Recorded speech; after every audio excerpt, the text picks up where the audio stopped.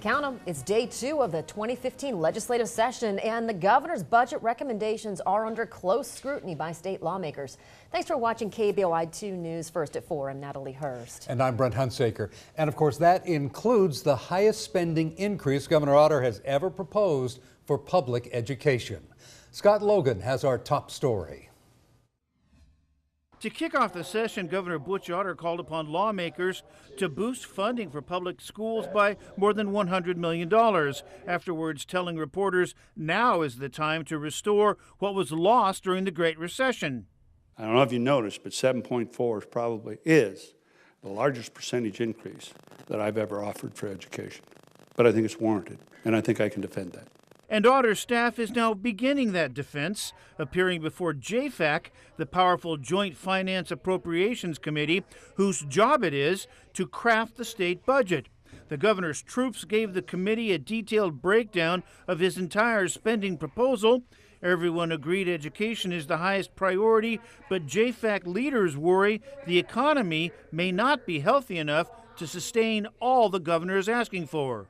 If revenue isn't quite there, we may still be able to do some of the education funding. Maybe not everything, but most of it. For now, these are only question and answer sessions. Similar meetings will take place in various House and Senate committees over the next several weeks. But crunch time really isn't that far away. Senator Dean Cameron says the budgets have to be set in writing by mid-February. Scott Logan, KBOI News, the State House. Senator Cameron says lawmakers are anxiously awaiting the imminent release of the latest sales tax numbers, which should show how holiday shopping went and shed more light on the state's financial status.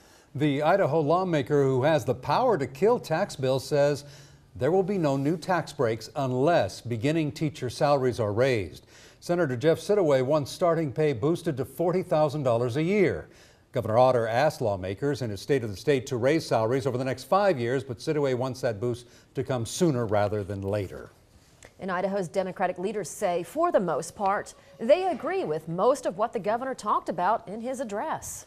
Yeah, they say, as Eric Gonzalez found out, it's what their party has been touting for years. Democratic leaders say Governor Otter's now addressing issues they've been pushing for years, including their plans for education. We appreciate the governor beginning to see the wisdom of our approach. State Democratic leaders think the governor and the GOP are starting to see things from their point of view. We thank him for beginning to understand that a strong investment in our education system will grow Idaho's economy. Seems like, yeah, they wouldn't be on the same page for anything.